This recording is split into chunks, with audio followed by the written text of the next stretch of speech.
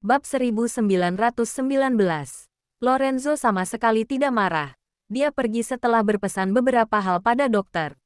Dia juga meninggalkan Jasper di sini, dan memberitahu bahwa dia baru bisa pergi setelah Jeff kembali. Jasper ingin pergi mencari dokter. Dia berpesan pada Wezo dan Sony sebelum pergi. Harus jaga Nona Dewi dengan baik. Jangan sampai ada masalah apapun. Kalau tidak, aku akan menghabisi kalian. Baik. Baik, Kak Jasper tenang saja. Wezo menjamin sambil menganggukkan kepalanya terus-menerus. Aku akan menjaga Nona Dewi dengan nyawaku. Saat Jasper menatap ke arahnya, Sony sedang berjinjit dan meninggikan lehernya untuk melihat Dewi yang ada di dalam kamar rawat. Dia tersadar setelah Wezo menepuk pundaknya, lalu buru-buru menjamin. Kak Jasper tenang saja. Aku tidak akan melakukan kesalahan lagi. Sekarang tabib Dewi sudah terluka begitu parah.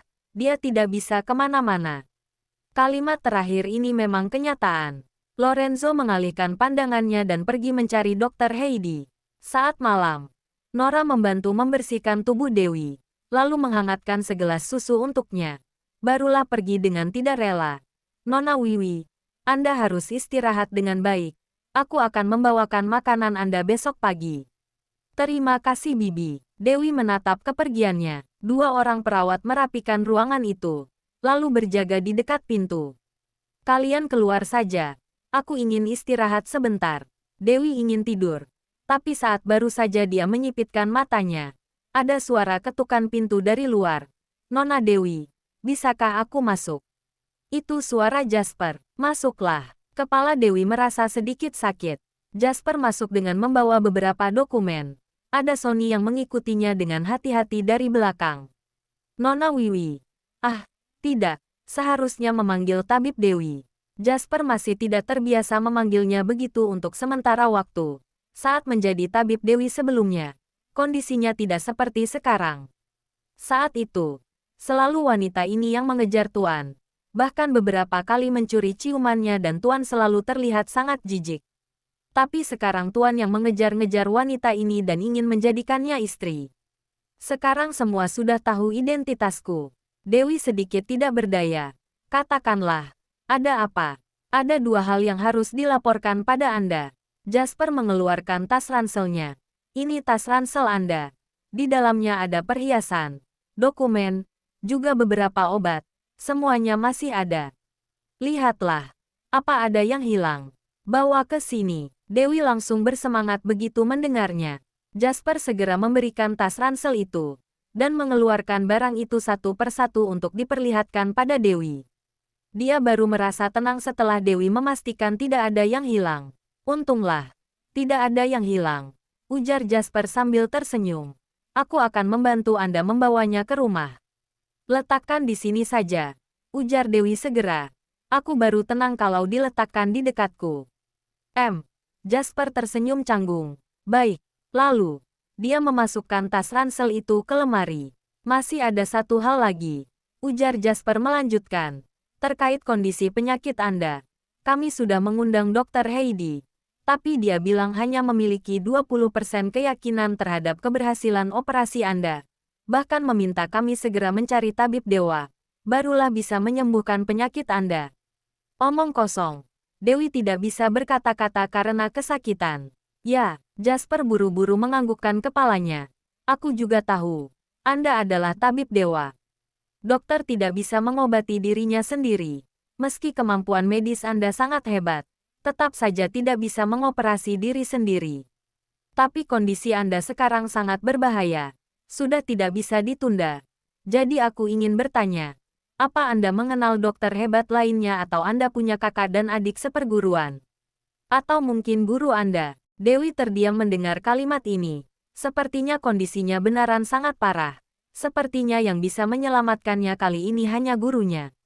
Namun, dulu dia bersikeras turun gunung tanpa mempedulikan perintah gurunya dan tidak pernah menghubungi lagi. Meski mencari gurunya juga belum tentu bersedia menolongnya. Sudah lama tidak berhubungan selama bertahun-tahun. Sekarang ia malu untuk menemui gurunya itu.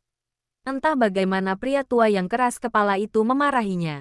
Bab 1920. Juga, ada satu hal penting. Kraniotomi merupakan medis modern. Selama ini dia berkecimpung dalam pengobatan herbal dan meremehkan medis modern. Meski bisa, dia belum tentu akan melakukannya.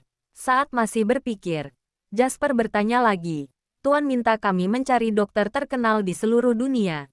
Semoga ada yang mampu mengoperasi Anda. Tapi sampai saat ini tidak pernah mendengar ada yang memiliki kemampuan medis lebih hebat dari Anda." Dokter Heidi bilang, "Penyakit Anda ini sudah tidak bisa ditunda lagi. Akan semakin berbahaya kalau masih ditunda. Makanya saya bertanya, apa Anda mengenal dokter hebat? Agar kami bisa langsung menghubunginya." Tidak ada. Dewi tidak berharap mereka mencari gurunya. Bukan hanya tidak ingin merepotkan pria tua itu. Tapi yang terpenting adalah dia tidak yakin gurunya akan mengobatinya. Baik, Jasper merasa sedikit tidak berdaya. Kalau begitu, kami akan mencari cara lagi. Dunia ini begitu luas. Pasti bisa menemukan dokter yang mampu melakukannya. Merepotkan kalian, ujar Dewi sungkan. Kalau begitu, aku keluar dulu. Istirahatlah dengan baik. Jasper membungkukkan diri dengan hormat, lalu segera pergi. Sedangkan ekspresi Dewi menjadi muram saat memikirkan kondisi penyakitnya. Keyakinan Heidi menurun dari 50% menjadi 20%. Ini bisa membuktikan kondisinya semakin parah. Harus segera melakukan operasi. Tidak bisa menunda lagi. Kalau orang lain yang sakit, dia yakin bisa menyembuhkan orang itu. Tapi sekarang dialah yang sakit dan itu juga berada di otak belakang. Dia tidak bisa melakukan apapun. Saat ini, dia tiba-tiba teringat satu-satunya kegagalannya. Awalnya dia sangat yakin pada operasi itu, tapi akhirnya gagal dan menyebabkan anak perempuan berusia 6 tahun kehilangan nyawa. Hal itu selalu menjadi trauma bagi Dewi. Sekarang masalah yang dialaminya ini tampak bagai hukuman Tuhan untuknya. Saat masih melamun, tiba-tiba ponsel dalam tas ranselnya bergetar. Dewi tersadar, berusaha menahan berat tubuhnya dan mengeluarkan ponsel dari dalam tas ranselnya. Baterai ponsel yang awalnya penuh, kini sudah sedikit. Dewi buru-buru mengangkat panggilan itu sebelum ponselnya mati. "Halo. Hei, akhirnya kamu menjawab telepon. Kukira terjadi sesuatu padamu. Benar-benar menakutiku. Katakanlah, ada apa?" Kepala Dewi merasa sakit. Dia menghentikan basa-basi Brandon. "Aku sudah tiba di kota Snowy dan membawa Bibi Lauren." Brandon tidak berbasa-basi lagi. "Kami datang untuk menyelamatkanmu." Dewi tertegun dan segera menutupi penyuara ponsel itu dan berbicara dengan suara kecil. "Brandon, apa yang kamu lakukan? Kenapa kamu membawa Bibi Lauren ke kota Snowy? Berikan ponselnya padaku." Terdengar suara familiar dari ujung telepon itu. "Dewi, kamu menganggap Bibi sebagai orang luar ya? Kenapa tidak memberitahuku ada masalah ini? Bukan begitu. Kalau bukan Brandon yang memberitahuku tentang masalahmu, aku masih belum tahu apapun sampai sekarang." Bibi Lauren sangat marah. "Saat kecil, aku sudah melakukan sinkronisasi. Namun hebatnya kemampuan seseorang. Tetap saja ada batasnya. Saat dibutuhkan, tetap saja membutuhkan dukungan keluarga dan kerabat." Ya, sangat jarang Dewi patuh di hadapan seseorang. "Tapi, Bibi Lauren, aku bisa menyelesaikan masalah ini sendiri. Lebih baik Anda. Kalau kamu bisa menyelesaikannya, pasti tidak akan menunda sampai sekarang." Bibi Lauren menjadi kesal. "Aku sudah mendengarnya. Lorenzo, pria kejam berhati dingin itu, tidak mudah diatasi. Tapi tidak apa. Selama bisa ada kesempatan masuk, Bibi pasti bisa melepaskanmu dari cengkeramannya. Ini, sekarang beritahu aku, kamu ada di mana?" tanya Bibi Lauren. "Aku di rumah sakit." Dewi tetap tidak ingin melibatkannya. "Tapi, ada banyak yang berjaga di luar. Anda benar-benar tidak perlu datang." "Dewi, Bibi Lauren, ponselku sudah kehabisan baterai." Panggilan itu sudah terputus sebelum Dewi menyelesaikan kalimatnya. Dia tidak punya pengisi daya. Jadi langsung memasukkan ponsel itu ke dalam tas dan berbaring di kasur sambil menghela napas dengan tidak berdaya. Brandon ini malah bertindak gegabah, bahkan membawa Bibi Lauren ke kota Snowy. Awalnya urusannya sangat sederhana, tapi sekarang malah menjadi rumit. Bab 1921. Meski Bibi Lauren bisa mengubah rupa, tapi sekarang dia sudah terluka parah. Lorenzo juga memperketat penjagaan. Akan sangat sulit membawanya keluar dari rumah keluarga Moore. Selain itu, Lorenzo sangat dingin dan kejam. Juga tidak berperi kemanusiaan. Akan sangat merepotkan kalau mereka tertangkap. Dewi merasa sangat pusing saat memikirkan hal ini. Mungkin karena cederanya ini, maka dia pun menjadi mengantuk. Saat ini, Lorenzo sudah kembali ke kastel dan Semi sudah menunggu lama di sana. Semi langsung bergegas menyambutnya saat melihat Lorenzo kembali. Lorenzo, akhirnya kamu kembali juga. Paman Semi, ada apa? Lorenzo melepas jasnya, mengganti sepatu dan memasuki ruang kerja dengan langkah besar. Hari ini wakil presiden datang ke perusahaan. Sepertinya dia menyukai Juliana. Ujar Semi panik. Masalah ini. Ini hal baik. Lorenzo menyela perkataannya. Aku mendoakan yang terbaik untuk mereka. Semi tertegun beberapa saat. Lalu segera berkata. Lorenzo, apa kamu sedang bercanda? Wakil presiden begitu ambisius. Dia terus mengincar aset grup Moore kita. Kalau dia menikahi Juliana dan bekerja sama dengan 3 keluarga besar lainnya, cepat atau lambat keluarga Moore kita akan diasingkan, dan mungkin saja kelak kita akan dihabisi. Lorenzo terdiam begitu mendengar kalimat ini. Meski memiliki ketegasan dan kemampuan yang hebat, dia tidak terlalu ahli dalam intrik dan pernikahan untuk memperkuat keluarga masing-masing seperti ini. Dia tahu wakil presiden itu orang yang seperti apa. Tapi dia tidak pernah menggubris orang itu. Bagaimanapun selama ini mereka tidak pernah berselisih secara langsung. Hari ini wakil presiden datang untuk melakukan investigasi. Seharusnya dia yang menyambutnya. Tapi dia melupakannya karena masalah Dewi. Meski sedikit tidak sopan, untung saja ada 3 keluarga besar lainnya yang memimpin rapat. Jadi masih tidak terlalu bermasalah. Hanya saja, bisa muncul sebuah hal tidak terduga dalam rapat yang begitu singkat itu. Wakil presiden menyukai Juliana. Perkataan Semi tidak salah. Kalau wakil presiden menikah dengan Juliana dan ketiga keluarga besar berdiri di sisi mereka, maka keluarga Moore akan diasingkan. Awalnya ketiga keluarga besar itu memang tidak terima Lorenzo yang masih begitu muda memimpin perusahaan dan selalu berusaha mengucilkannya. Tapi mereka tidak bisa mengalahkan Lorenzo. Namun, kalau wakil presiden menjadi sandaran mereka, semuanya akan berbeda. Poin pentingnya adalah usia presiden sudah lanjut. Sangat mungkin wakil presiden ini yang akan menggantikannya.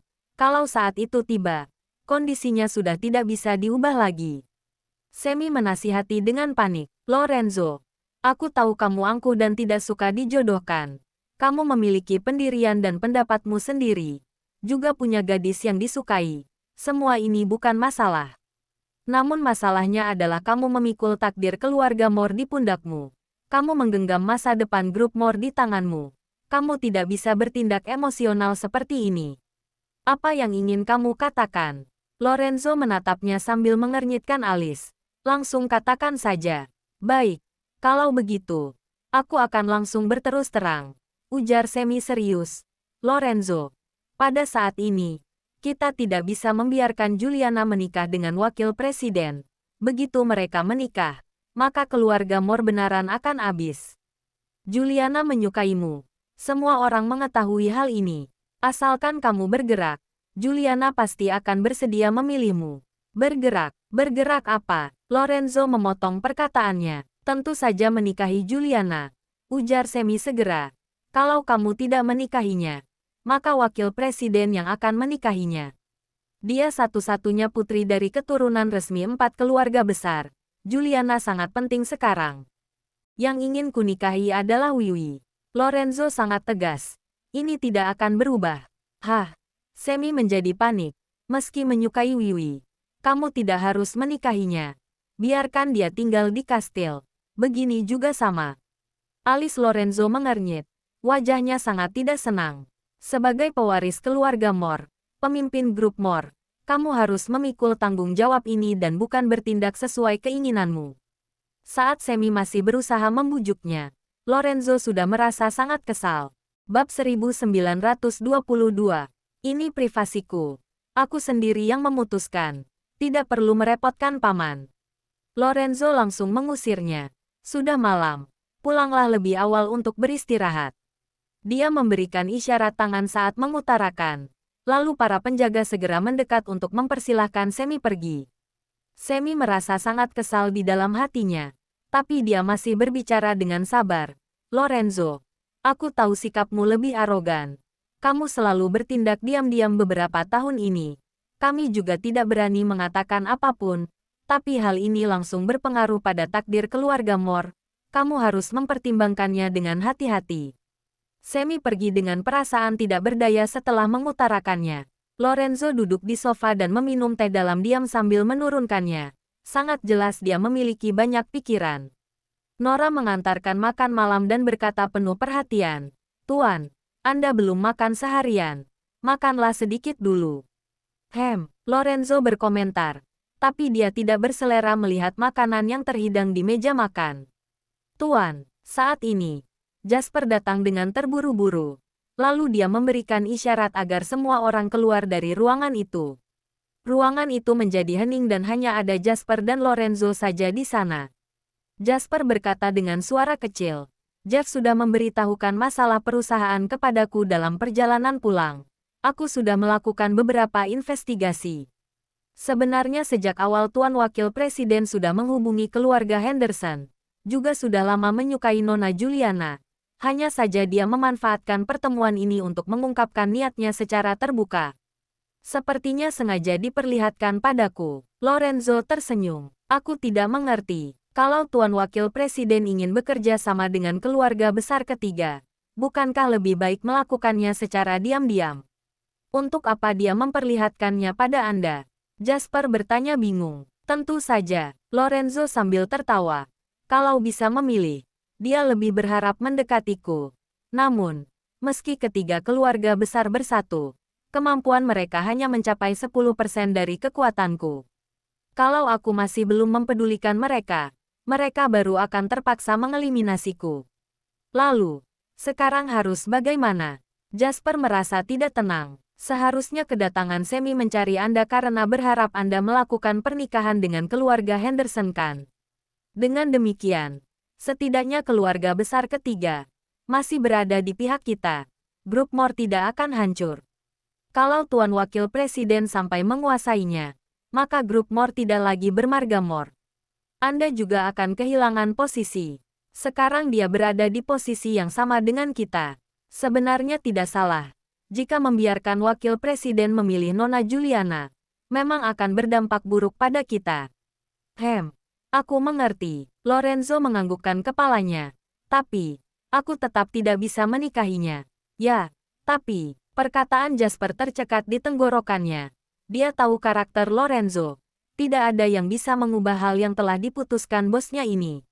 Benar-benar tidak baik jika harus mengorbankan perasaan dan harga diri demi kekuasaan dan posisi. Karena tahu apa yang akan dikatakan Jasper, Lorenzo pun langsung memberikan jawaban. Tapi, kondisi sekarang memang tidak baik untuk kita. Ujar Jasper hati-hati. Ada masalah dari dalam dan luar. Meski sekarang sepertinya tidak terlalu berbahaya, tetap saja akibatnya tidak bisa dibayangkan jika terjadi konflik kelak. Saya akan coba berdiskusi dengan wakil presiden itu. Saat sedang menggulirkan ponselnya, ponsel Lorenzo bergetar. Itu panggilan dari Juliana. Dia sedikit terkejut, tapi langsung menjawabnya. Juliana, Tuan, ini aku. Suara lembut dan merdu Juliana terdengar dari ujung telepon itu. Bisakah kita bertemu? Mobilku sudah ada di luar kastilmu. Aku akan menyuruh mereka membiarkanmu masuk. Lorenzo memberi isyarat mata pada Jasper. Jasper segera memerintah anak buahnya. Lalu berkata pada Lorenzo, Tuan, bagaimana kalau aku menjemputnya? Tidak perlu. Jawab Lorenzo datar. Baiklah, Jasper tidak berbicara lagi, tapi merasa tidak berdaya di dalam hatinya. Juliana adalah sosok penting saat ini. Kalau bosnya tidak mau bersabar sedikit saja, kelak bagaimana menghadapi intrik dalam perebutan kekuasaan. Bab 1923. Juliana pun segera datang. Anak buah datang untuk melaporkan. Tapi Lorenzo tidak berniat untuk berdiri. Dia masih makan. Jasper keluar untuk menyambut. Dia membawa Juliana ke ruang kerja setelah berbasa-basi beberapa saat. Juliana penuh perhatian saat melihat Lorenzo sedang makan. Tuan baru makan sekarang. Hari ini pasti sangat sibuk ya. Lorenzo menanggapi sekilas. Lalu melanjutkan makannya. Juliana menunggu di samping dengan tenang. Pelayan yang mahir dalam seni minum teh sedang menyeduh teh di samping. Jasper sedang berbasa-basi hangat dengannya, membuat wanita itu tertawa renyah sesekali. Beberapa saat kemudian, Lorenzo pun selesai makan. Dia mengambil serbet makan dan menyeka bibirnya dengan elegan. Lalu baru menatap Juliana. Bagaimana hari pertama masuk ke perusahaan? Apa terbiasa? Lumayan. Juliana menatapnya sambil tersenyum. Sayangnya tidak melihatmu. Ini hari pertama Juliana menjabat di perusahaan. Awalnya dia berharap bisa bertemu Lorenzo dengan kondisi terbaiknya. Tidak disangka Lorenzo tidak datang ke perusahaan. Dan dia malah bertemu wakil presiden. Tidak penting, ujar Lorenzo datar. Ada apa mencariku? Juliana menatap canggung ke arah Jasper. Tuan, aku keluar dulu. Jasper yang sadar diri, langsung keluar dari ruangan. Hanya ada Juliana dan Lorenzo di dalam ruangan. Wajah cantik Juliana terlihat makin menawan di bawah cahaya bernuansa hangat itu. Dia menatap lembut Lorenzo. Aku tidak memberitahu ayahku kalau aku datang ke sini, aku. Dia terbata-bata. Tampak kehati-hatian dan ketegangan gadis muda dalam sorot matanya. Bahkan, orang bodoh pun bisa memahami maksud perkataannya. Lorenzo tidak ingin berbasa-basi dengannya dan langsung bertanya. Ayahmu ingin kamu menikah dengan wakil presiden. Bagaimana pendapatmu? Tentu saja aku tidak mau. Juliana terpaksa menggunakan gaya komunikasi yang begitu lugas ini dengannya. Aku ingin menanyakan pendapatmu. Lorenzo tidak terlalu mengerti. Apa kamu berharap aku menikah dengan wakil presiden? Juliana menggigit bibirnya dan menatap pria itu dengan tegang. Tidak berharap, jawab Lorenzo lugas. Benarkah? Juliana sangat gembira. Aku sudah tahu, kalau wakil presiden menikahimu, maka akan bekerja sama dengan ketiga keluarga besar untuk mengucilkan keluarga Moore. Kamu juga tahu hal ini. Lorenzo menjelaskan dengan serius. Jadi, aku tidak berharap kamu menikah dengannya. Tapi pernikahan dan perasaan adalah privasimu. Aku tidak akan ikut campur. Kamu putuskan sendiri. Juliana tertegun saat mendengar kalimat ini. Dia baru tersadar beberapa saat kemudian. Tampak kekecewaan dalam sorot matanya. Tapi dia masih bertanya dengan perasaan enggan. Kamu tidak berharap aku menikah dengan wakil presiden karena alasan kepentingan bisnis. Lorenzo menganggukkan kepala. Tentu saja. Sebagai teman, aku juga berharap kamu memiliki pernikahan yang bahagia. Jangan mengorbankan diri sendiri demi kepentingan keluarga. Aku adalah temanmu. Juliana kembali berharap bisa dianggap sebagai temannya oleh sosok dingin dan penyendiri seperti Lorenzo merupakan suatu kehormatan. Lorenzo menganggukkan kepalanya dengan samar. Saat kecil, Bibi sangat menyukaimu. Juliana kembali kecewa saat mendengar kalimat ini. Berbincang dengan pria ini bagai menaiki kereta halilintar. Sebentar di atas, sebentar di bawah. Sebentar berharap, sebentar kecewa. Dia sangat gembira saat Lorenzo berkata tidak berharap dia menikah dengan wakil presiden dan mengira pria itu merasa tidak rela. Tapi dia malah mengatakan itu karena kepentingan bisnis. Lorenzo menganggapnya sebagai teman. Dia mengira tidak masalah kalau teman. Setidaknya masih ada kesempatan. Tapi pria itu berkata lagi itu karena bibinya menyukainya. Jadi, dia memberinya identitas teman ini karena bibinya. Bibi juga pernah mengajarimu piano, ujar Lorenzo emosional. Aku selalu mengingatnya setiap kali melihatmu bermain piano.